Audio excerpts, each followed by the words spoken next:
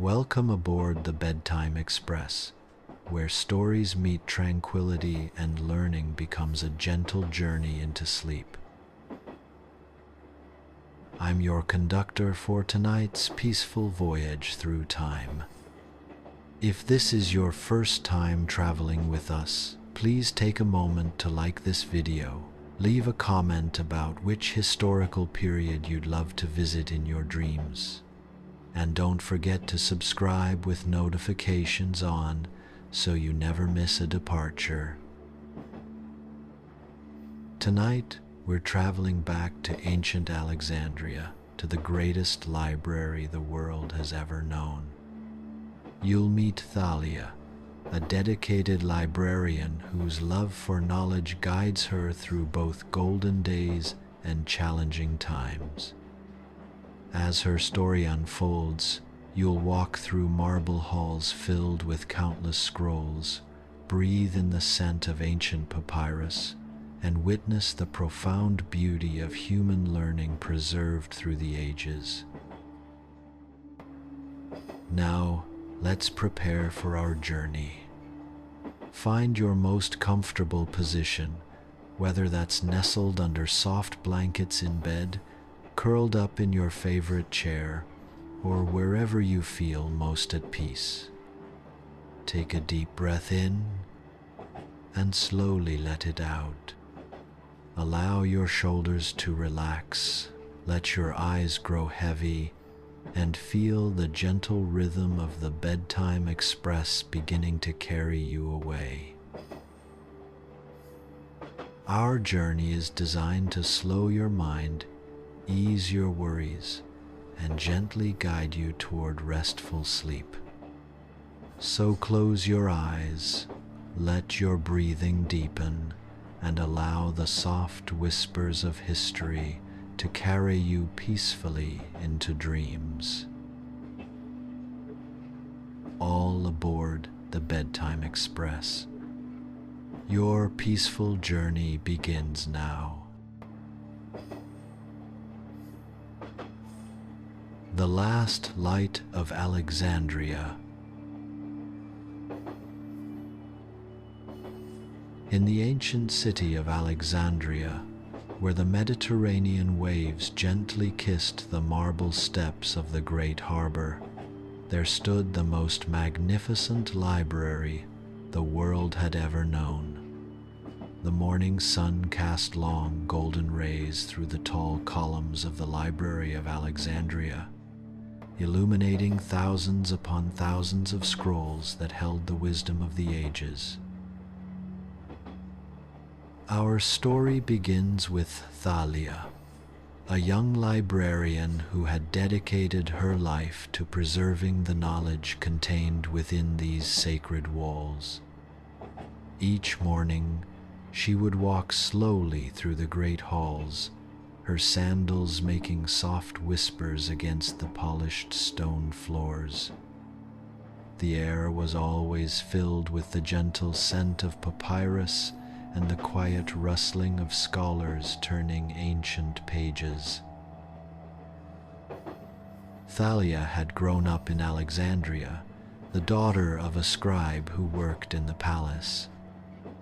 As a child, she would often wander through the streets of this cosmopolitan city, where Greek merchants haggled with Egyptian traders, where Roman scholars debated with Persian philosophers, and where the languages of a dozen nations blended into a harmonious symphony of learning. The library itself was not just one building, but a complex of structures that seemed to stretch endlessly. There were reading rooms with high vaulted ceilings where natural light streamed in through carefully placed windows. There were copying rooms where scribes worked tirelessly to duplicate precious texts, their reed pens scratching rhythmically against fresh papyrus.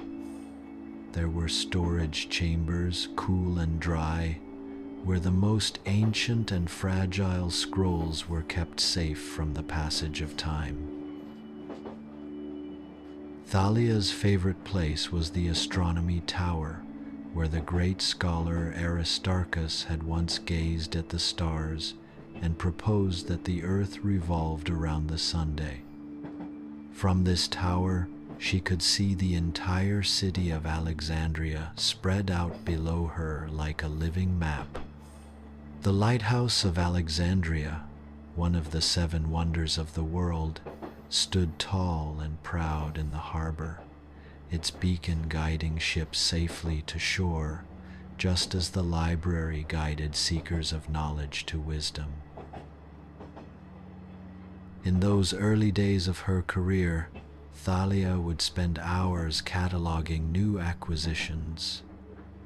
Ships from distant lands would arrive daily, and by decree of the Ptolemaic rulers, every book or scroll on board had to be copied for the library before it could be returned to its owner. This meant that knowledge from India, Persia, Babylon, and the far reaches of the known world flowed constantly into the library's collection. She remembered the day when a merchant ship from Athens brought a collection of plays by Sophocles that had been thought lost forever. The head librarian, an elderly man named Demetrius, had tears in his eyes as he carefully unrolled the first scroll. "Knowledge preserved," he whispered. "Is hope preserved?" Thalia learned to read in 7 languages, a skill that served her well as she organized texts on mathematics from Babylon, poetry from Persia, and medical treatises from India. Each scroll was like a doorway to another world, another way of understanding the mysteries of existence. The library attracted scholars from across the known world. They would come seeking answers to questions that had puzzled humanity for generations. How large was the earth? What caused the flooding of the Nile? How could diseases be cured? The answers to these questions and countless others lay waiting in the countless scrolls that lined the library's walls. As the sun moved across the sky each day, Thalia would watch the patterns of light shift across the reading rooms. Morning light was crisp and clear, perfect for detailed mathematical calculations. The afternoon light was warm and golden, ideal for reading poetry and philosophy. Evening light was soft and contemplative, just right for studying the movements of the stars. The routine of the library was as regular and comforting as the rhythm of the tides.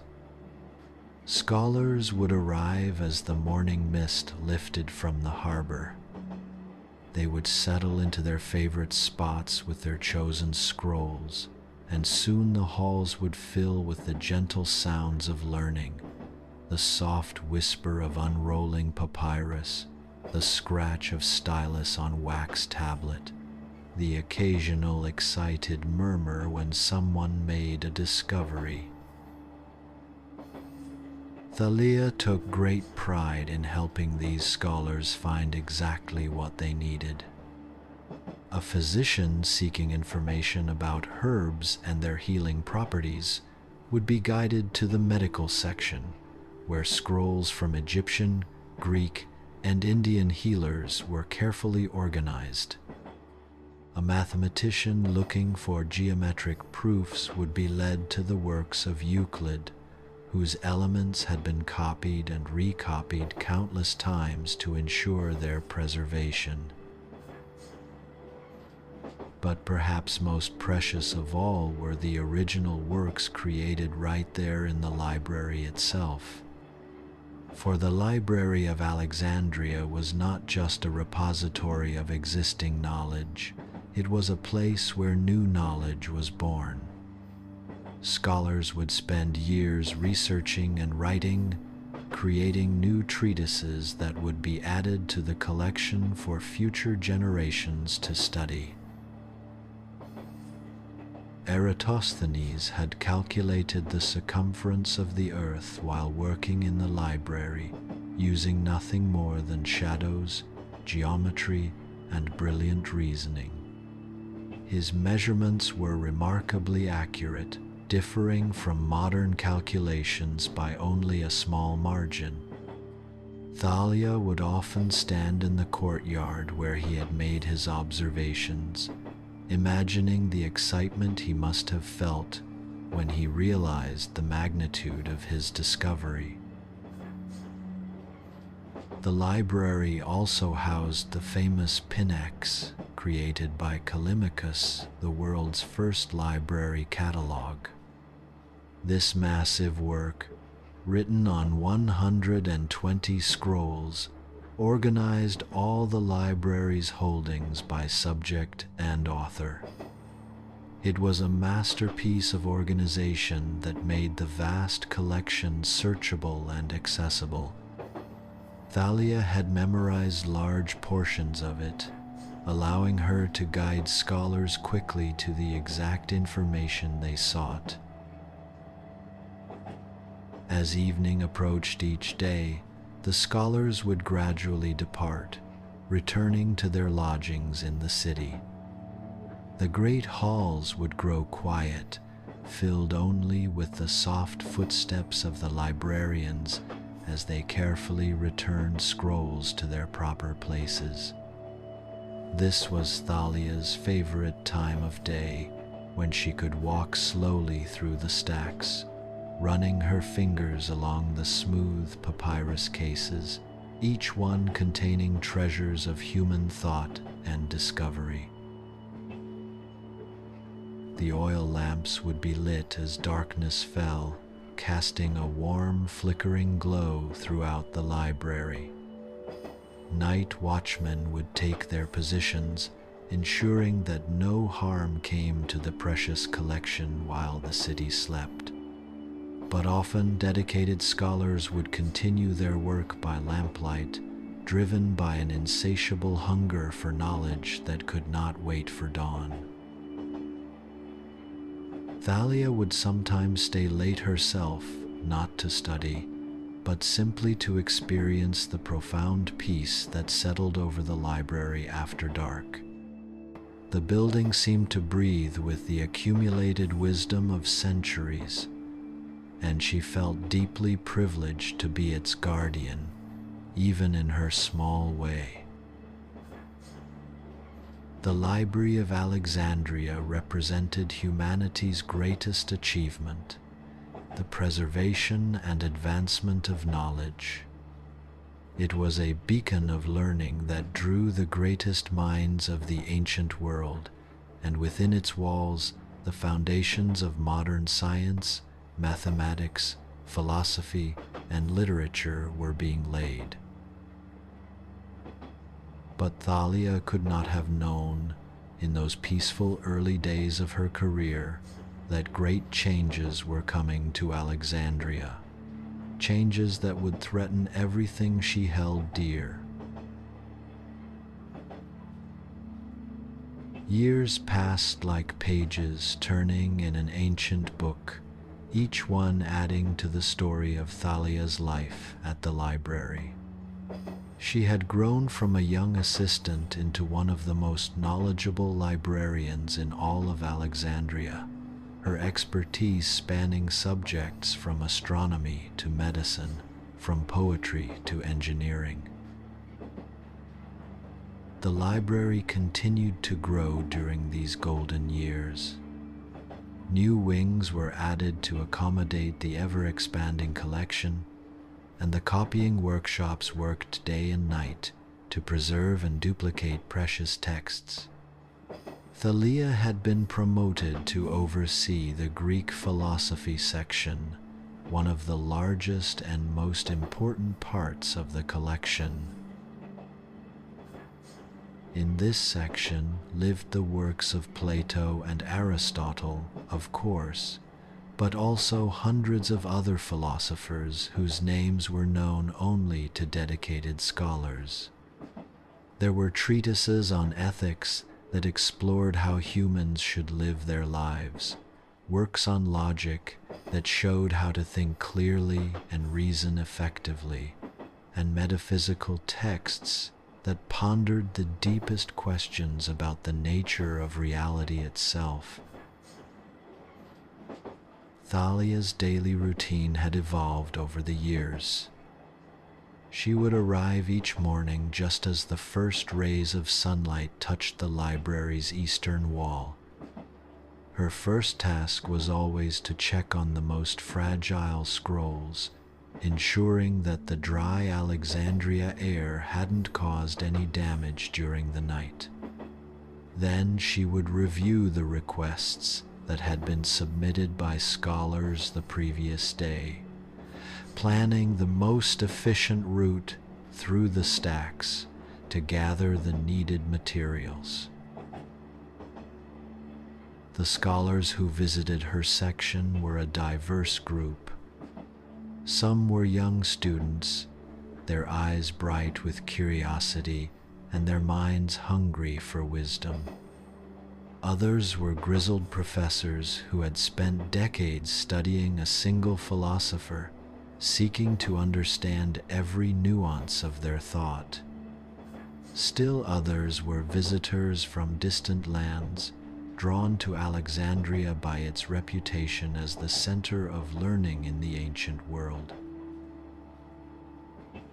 One of Thalia's favorite regular visitors was an elderly mathematician named Apollodorus, who came to the library 3 times each week to study the intersection of mathematical principles with philosophical thought. He was particularly interested in the way Plato had used mathematical concepts to illustrate his philosophical ideas. Apollodorus moved slowly through the library halls, his walking stick tapping gently against the stone floor, but his mind was as sharp as any blade. Knowledge, Apollodorus would often say to Thalia, is like a great tree. Each piece of information is connected to every other piece, and the more we understand these connections, the stronger our understanding becomes. Thalia found great wisdom in these words. In her years at the library, she had noticed how subjects that seemed completely separate were often deeply intertwined. Mathematical principles appeared in musical theory. Astronomical observations influenced philosophical speculation about the nature of the cosmos. Medical knowledge borrowed from both physics and philosophy. This interconnectedness was one of the great strengths of the Library of Alexandria. Unlike smaller libraries that might specialize in a single subject, Alexandria's collection was vast enough to reveal these hidden connections between different fields of study. Scholars would often make unexpected discoveries by following these connections from one area of knowledge to another. During these golden years, Thalia also began to write. She started with simple catalogs and summaries, helping to organize the philosophical collection in new and more useful ways. But gradually, she began to compose her own thoughts on the nature of knowledge and learning. Her writings were influenced by years of observing how scholars approached different problems and how breakthrough discoveries were made. She wrote about the importance of preserving knowledge, not just in scrolls and books, but in the minds of living people. A library without readers, she wrote, is merely a tomb for dead thoughts, but a library filled with active, questioning minds becomes a garden where new ideas can grow and flourish. Her writings came to the attention of the head librarian, and she was invited to give occasional lectures to visiting scholars. These lectures were held in one of the library's smaller amphitheaters, a circular room with excellent acoustics where her voice could reach every corner without strain. Speaking to these gathered scholars was both thrilling and humbling for Thalia. She would look out at faces from across the Mediterranean world, young and old, from different cultures and backgrounds, but all united by a shared love of learning. In these moments, she felt she was witnessing one of humanity's greatest achievements, the peaceful gathering of minds in pursuit of truth and understanding. The questions that followed her lectures were always stimulating. Scholars would challenge her ideas, propose alternative interpretations, and share their own insights. These discussions would often continue long after the formal lecture had ended, with small groups of participants gathering in the library's courtyards to debate and explore ideas under the star-filled Alexandria sky. During this period, Thalia also began to notice subtle changes in the world beyond the library walls. Political tensions were rising in the Roman Empire, and Alexandria, as one of the empire's most important cities, could not remain entirely isolated from these broader currents. Merchants in the market spoke of wars in distant provinces, and occasionally ships would arrive carrying refugees from conflict zones. But inside the library, these troubles seemed very far away. The work of scholarship continued uninterrupted, the copying workshops maintained their steady rhythm, and new scrolls continued to arrive from distant lands. The library felt like an island of stability in an increasingly turbulent world. Thalia treasured these peaceful years. She would often pause in her work to simply appreciate the beauty of her surroundings, the play of light and shadow across the reading rooms, the soft sounds of scholars at work, the endless rows of scrolls containing humanity's accumulated wisdom. She felt deeply grateful to be part of this magnificent endeavor. In the evenings, when her official duties were complete, Thalia would sometimes climb to the astronomy tower and gaze out over the city of Alexandria. The lighthouse beam would sweep across the harbor in its eternal rhythm, while below, the city's lights twinkled like earthbound stars. The library complex spread out beneath her, its courtyards and halls quiet now but ready to come alive again with the dawn. These moments of contemplation became increasingly precious to her as she sensed, in ways she could not fully articulate, that changes were coming to their peaceful world. The stability and security that had allowed the library to flourish for centuries might not continue forever. But for now, in these golden years, knowledge continued to grow and spread, and the great dream of Alexandria to gather and preserve all human learning lived on. The seasons turned, the years passed, and Thalia continued her work, not knowing that she was living through the final flowering of one of humanity's greatest institutions. The scrolls she catalogued, the scholars she helped, the knowledge she preserved, all of it was more precious than she could have imagined, for the golden age of the Library of Alexandria was drawing slowly to a close. The first signs of change came gradually, like the slow shift from summer to autumn. Thalia had been working at the library for nearly 2 decades when she began to notice that fewer ships were arriving with new books and scrolls.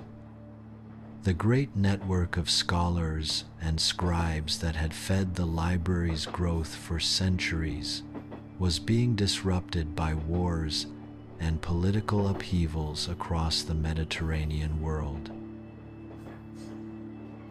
The Roman Empire, which had been the library's protector and patron, was facing increasing challenges. Resources that had once been devoted to learning and culture were being redirected to military needs. The generous funding that had allowed the library to acquire new works and maintain its vast collection began to dwindle. Thalia noticed these changes in small ways at first. The copying workshops, which had once worked around the clock, began to operate on reduced schedules.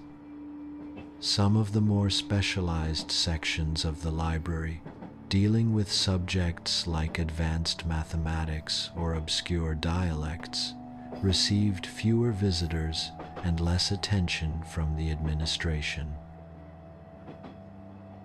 But perhaps most troubling was the change in the types of scholars who came to the library.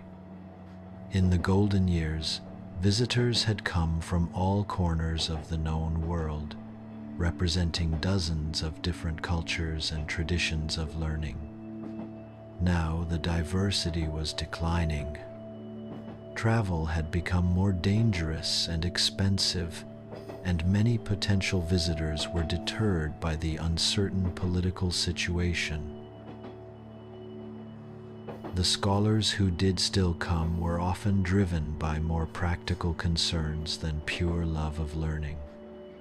Military engineers sought information about siege warfare and fortification. Government administrators looked for precedents in law and taxation.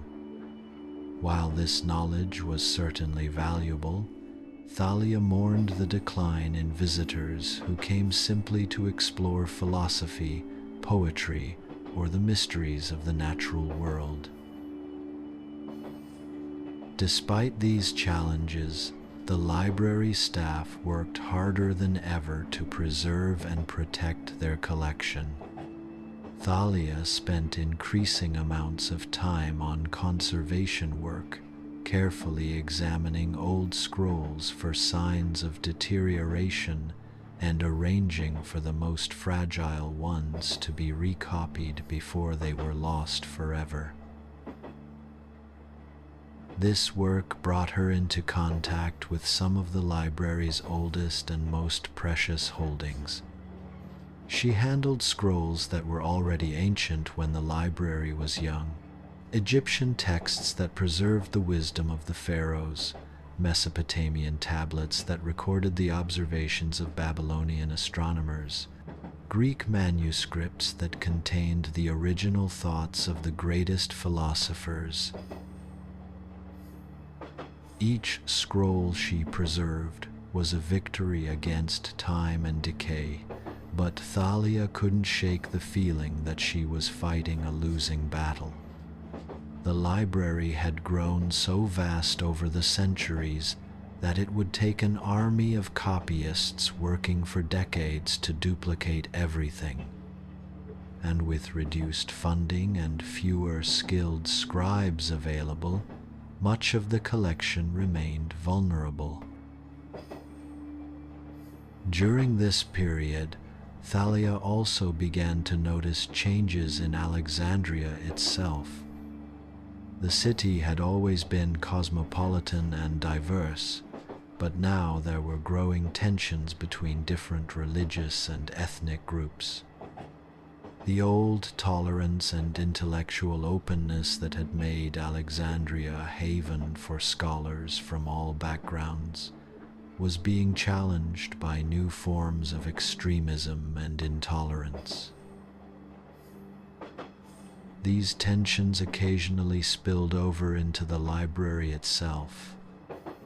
Scholars who had once debated respectfully now sometimes engaged in heated arguments that reflected broader social conflicts. Works by certain authors became controversial, and there were even calls from some quarters to remove books that were deemed inappropriate or dangerous. The library's leadership resisted these pressures, maintaining their commitment to preserving all forms of knowledge regardless of their political or religious implications. But the debates were troubling, representing a fundamental challenge to the principles upon which the library had been founded. Thalia found herself taking on additional responsibilities during this challenging period. Younger staff members were leaving to seek more secure employment, and new hires were becoming difficult to find.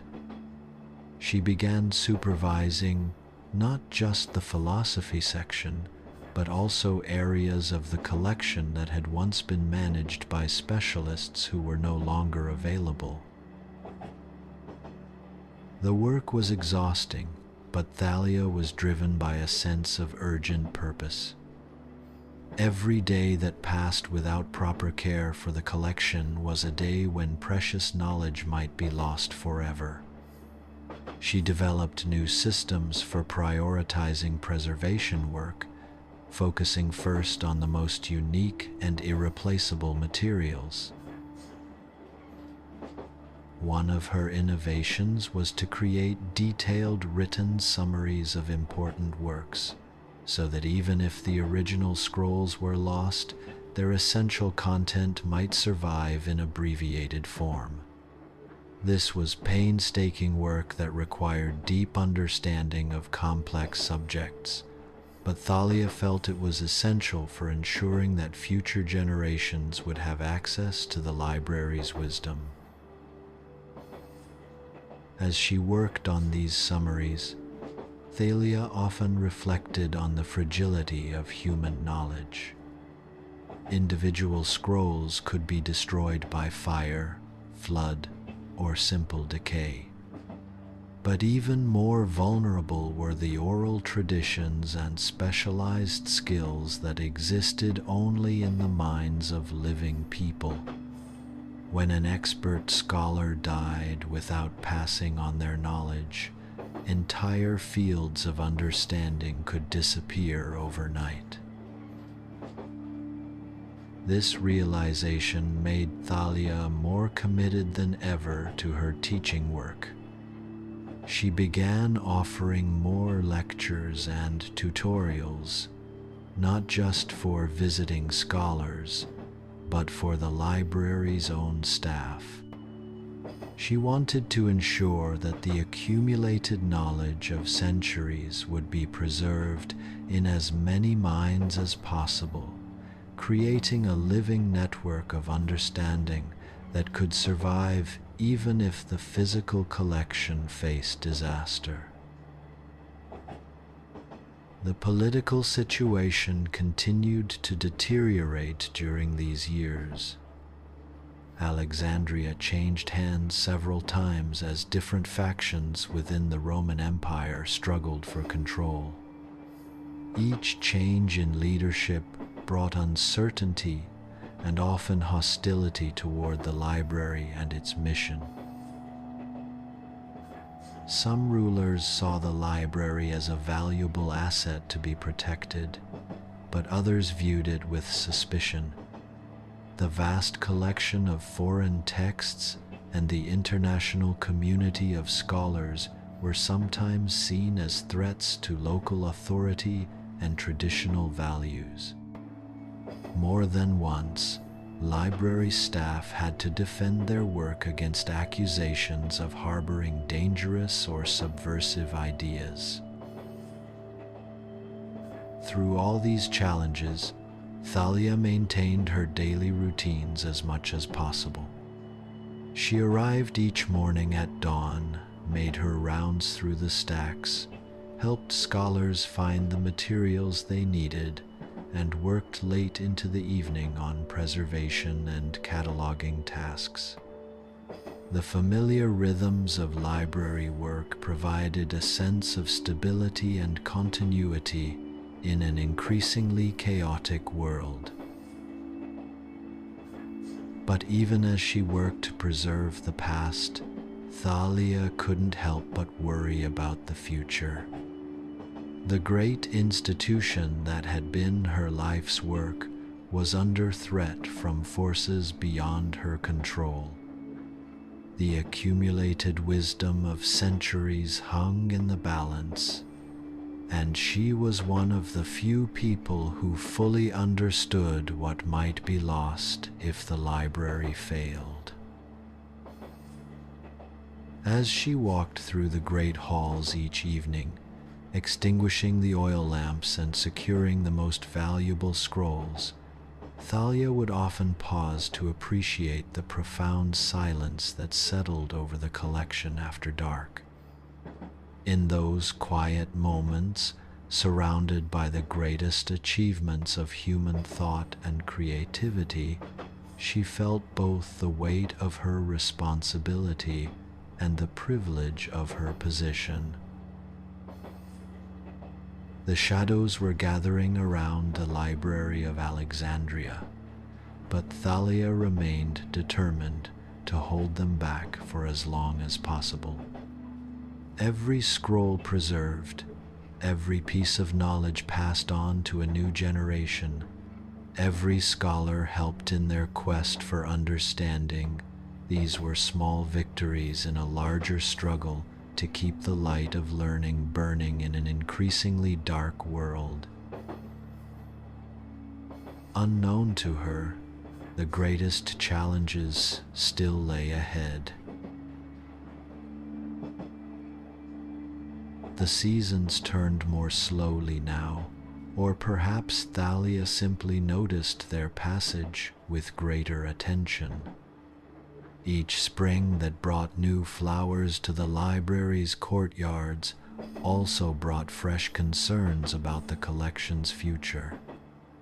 Each autumn that painted the few trees around the complex in brilliant colors also seemed to strip away another layer of the security and stability the library had once enjoyed.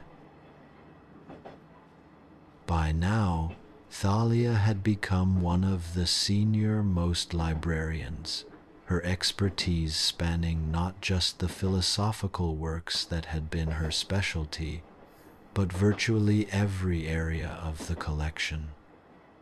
Younger staff members came to her with questions about subjects as diverse as Egyptian religious practices and Roman military engineering. She had become, in many ways, a living embodiment of the library's accumulated knowledge. This role brought both satisfaction and sorrow. Satisfaction because she could help preserve and transmit knowledge that might otherwise be lost. Sorrow because she understood better than anyone just how much was already disappearing. Entire sections of the collection had been neglected for years due to lack of funding and staff. Some specialized subjects had no remaining experts to interpret or maintain their associated materials. The great copying workshops, which had once hummed with constant activity, now stood largely silent. The skilled scribes who had once duplicated important works as quickly as they arrived had been let go or had found employment elsewhere. New acquisitions, already rare, were often left in their original form without backup copies, making them terrifyingly vulnerable to loss. Thalia had taken to working longer and longer hours, driven by an overwhelming sense that time was running out.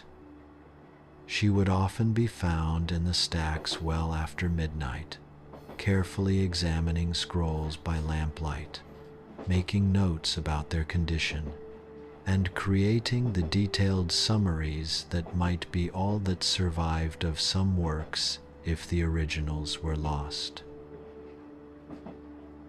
Her evening walks through the library had become meditative journeys through the accumulated wisdom of humanity.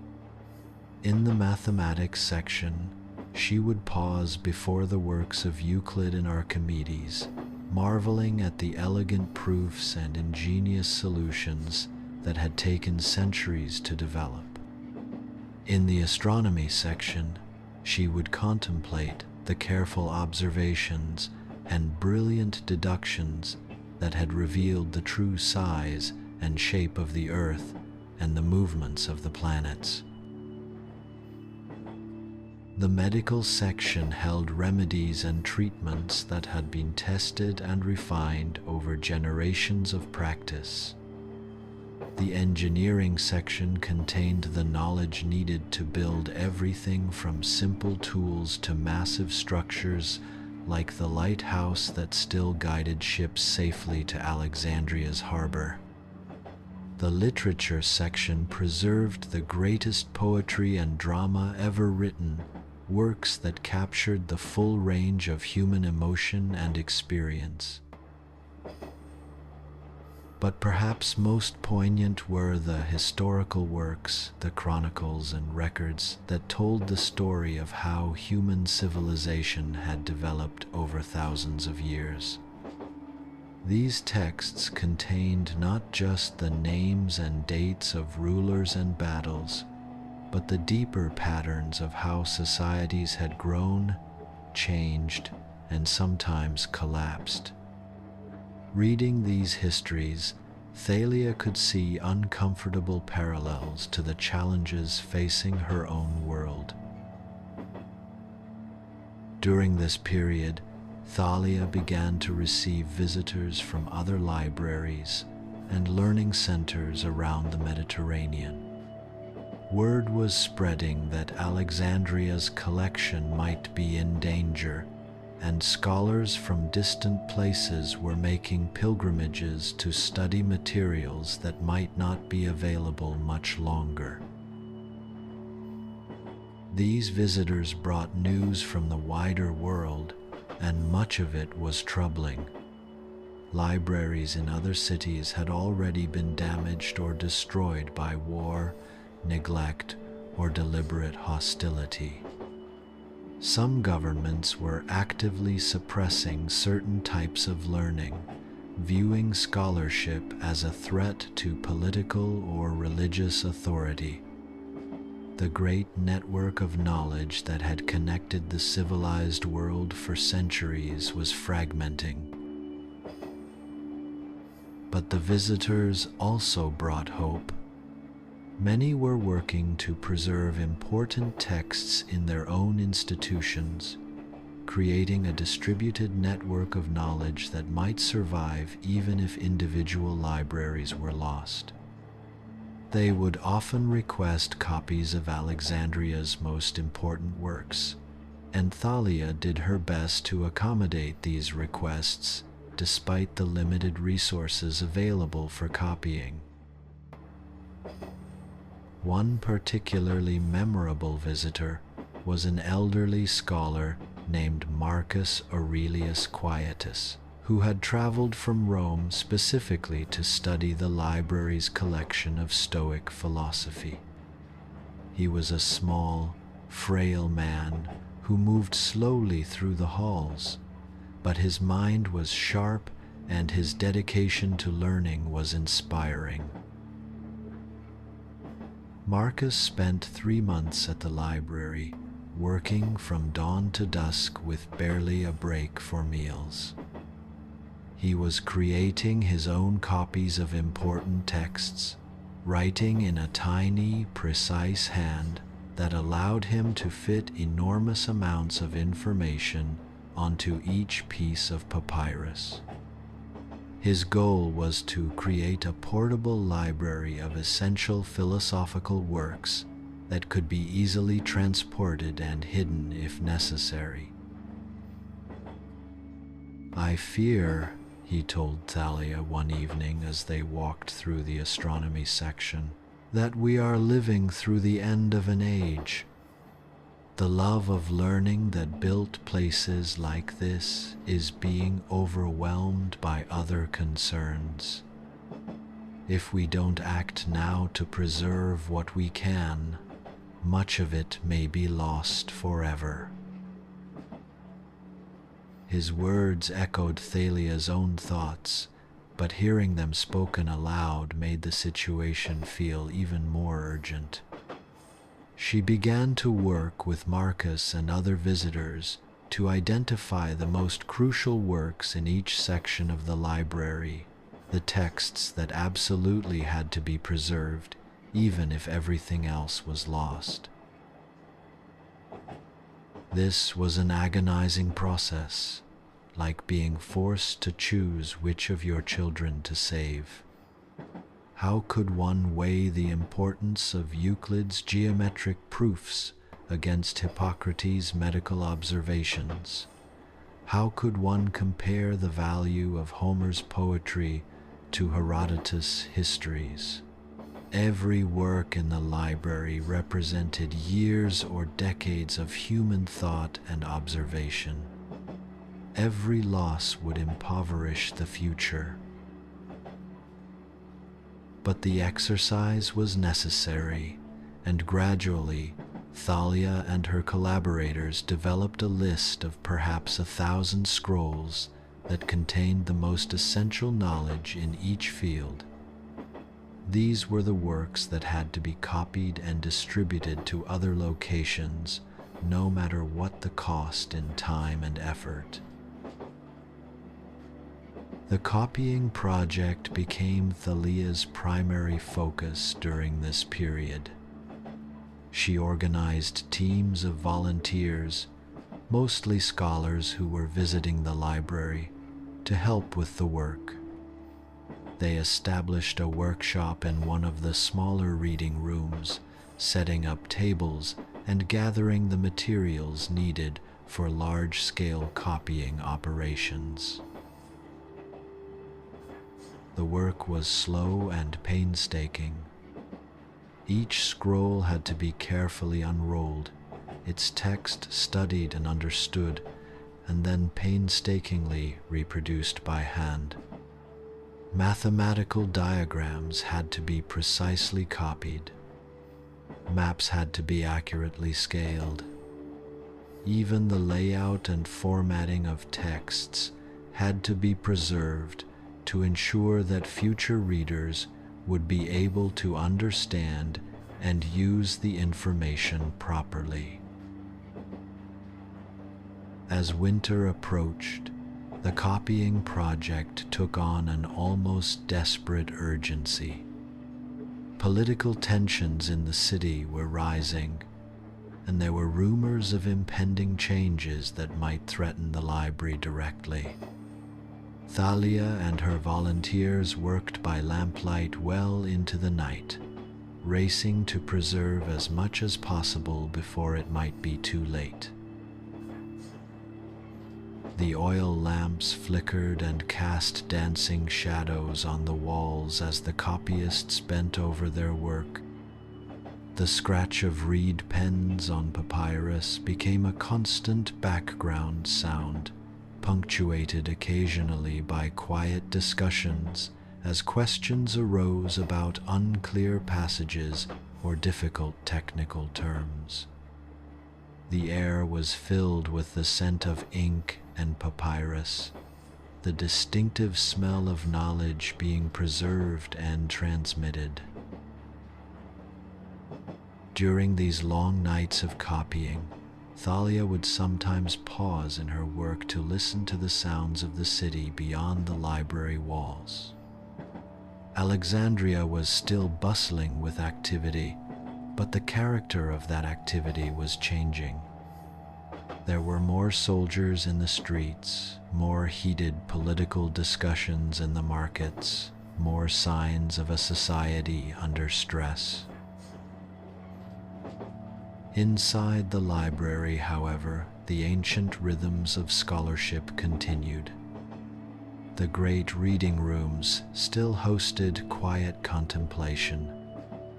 The stacks still held their treasures of human wisdom. The astronomy tower still offered its clear view of the eternal stars. For now, at least, the light of learning continued to burn bright against the gathering darkness. But Thalia could sense that this period of relative peace was drawing to a close. The forces that threatened the library were growing stronger, and soon she and her colleagues would face challenges that would test their commitment to preserving human knowledge in ways they had never imagined. The wind was changing direction, and storm clouds were gathering on the horizon. The morning that would change everything began like any other. Thalia arrived at the library just as the first pale light of dawn touched the eastern columns, her sandals making their familiar soft whispers against the stone floors. She had grown so accustomed to these early morning routines that she could navigate the corridors in near darkness, guided by decades of memory and the subtle cues of scent and sound that marked different sections of the vast complex. But as she made her way toward the philosophy section, she noticed something unusual. There were voices coming from the main administrative offices, urgent, hushed conversations that suggested important news had arrived during the night. Thalia paused in the hallway, listening carefully to the tone, if not the words, of these discussions. The head librarian's voice was recognizable even through the thick wooden doors, and there was a tension in it that she had rarely heard before. Other voices joined in, some pleading, others angry, all of them carrying an undertone of fear that sent a chill through Thalia's heart. As the morning progressed, the source of the concern became clear. A new political faction had gained power in Alexandria, and their attitude toward the library and its mission was far more hostile than any previous administration. Representatives of the new government had already visited the library the previous evening, after Thalia and most of the other staff had gone home. The meeting had not gone well. The new rulers viewed the library's collection with deep suspicion. They saw the international community of scholars as a potential source of subversion. They questioned the value of preserving ancient texts that might contradict current political or religious orthodoxy. Most troubling of all, they were considering various measures that could severely damage or even destroy significant portions of the collection. Word of these developments spread quickly through the library staff, carried in whispered conversations between the stacks and in urgent meetings in secluded corners of the reading rooms. Scholars who had planned to spend the day in quiet research instead gathered in worried groups, discussing what these changes might mean for their work and for the future of learning in Alexandria. Thalia found herself at the center of many of these discussions. Her years of experience and deep knowledge of the collection made her opinion valued by both staff and visiting scholars. But the questions they asked were ones she had hoped never to face. Which parts of the collection were most at risk? What could be done to protect the most important works? How could the library's mission be preserved if official support was withdrawn? These were not abstract philosophical problems. They were urgent practical challenges that required immediate action. Thalia realized that the careful copying project she had been leading, which had seemed so important just days before, might now be the difference between preservation and catastrophic loss. She called together her team of volunteer copyists for an emergency meeting in the astronomy tower, choosing that location for its privacy and its symbolic connection to the library's greatest achievements. As the group gathered in the circular room where Aristarchus had once calculated the size of the sun and Eratosthenes had measured the earth, Thalia explained the new situation they faced. "We may have very little time," she told them, her voice steady despite the fear she felt. "The work we have been doing to preserve the most important texts may be our last chance to ensure their survival. We must focus our efforts on the most crucial materials and work as quickly as possible." The response was immediate and inspiring. Scholars who had been working on their own research projects volunteered to set aside their personal interests to help with the copying effort. Staff members offered to work extra hours without pay. Even some of the regular visitors to the library, who had no formal connection to the institution, asked how they could contribute to the preservation effort. Over the following days, the copying workshop was transformed into a center of frantic but organized activity. Tables were set up in multiple rooms to accommodate more workers. Materials were gathered and distributed with military efficiency. The most skilled scribes took on the most difficult technical texts, while others worked on more straightforward materials. Thalia coordinated the entire effort, moving constantly between different work areas to answer questions, solve problems, and ensure that the most important works were being given priority. She barely slept during this period, sustained by a desperate determination to save as much as possible of the knowledge that had been entrusted to her care. The work continued day and night, illuminated by oil lamps and torches when natural light failed. The sound of reed pens scratching against papyrus became a constant background rhythm, like the heartbeat of an institution fighting for its life. The air was thick with the scent of ink and the smoke from dozens of lamps, creating an almost dreamlike atmosphere in the usually quiet halls. As copies were completed, they were quickly distributed to trusted scholars who could carry them to safety in other cities. Some went to Rome, others to Athens, still others to smaller centers of learning scattered across the Mediterranean world. The great library's collection was being dispersed, scattered like seeds, in the hope that knowledge would take root and grow in new locations. But even as this preservation work continued, Thalia could see that the political situation was deteriorating rapidly.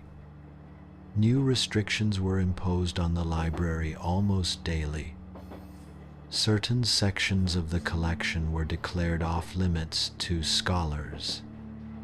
Foreign visitors were viewed with increasing suspicion and sometimes denied access entirely. Most troubling of all were the incidents of deliberate destruction. Scrolls dealing with subjects that the new authorities considered dangerous or inappropriate were being removed from the collection. Some were simply confiscated, but others were publicly burned in the city squares as examples to anyone who might challenge the new orthodoxy. Each report of destroyed texts hit Thalia like a physical blow. She had spent decades caring for these materials, understanding their content, appreciating their value to human knowledge. To see them reduced to ashes in the name of political expediency was almost unbearable. But she channeled her grief and anger into even more determined preservation efforts. Working with a small group of the most trusted staff members, she began to identify the most vulnerable works in the collection, those that were most likely to be targeted for destruction. These texts were given absolute priority for copying, and in some cases, the originals were hidden in secure locations within the library complex. The hidden storage areas that Thalia and her colleagues created were marvels of ingenuity. Ancient burial chambers beneath the library were cleaned out and fitted with waterproof containers. False walls were constructed to conceal small rooms behind the regular stacks. Even some of the decorative columns were hollowed out to create hiding places for the most precious scrolls. This clandestine work had to be carried out in complete secrecy, usually during the darkest hours of the night when the library was closed and the city slept. Thalia would lead small teams through hidden passages and forgotten corridors, carrying carefully wrapped bundles of irreplaceable texts to their new hiding places. The physical demands of this work were enormous, but the emotional strain was even greater. Thalia felt the weight of centuries of human achievement resting on her shoulders. Every decision about what to save and what to leave exposed could determine whether future generations would have access to crucial knowledge. As she worked through these desperate days and nights, Thalia often thought about the scholars and thinkers whose works she was trying to preserve. Aristotle, whose systematic approach to understanding the natural world had laid the foundation for all later scientific inquiry. Euclid, whose geometric proofs had achieved a perfection that would never need to be improved. Sappho, whose poetry captured emotions so precisely that readers still felt their power centuries later. These great minds had created their works in the hope that future generations would benefit from their insights and discoveries.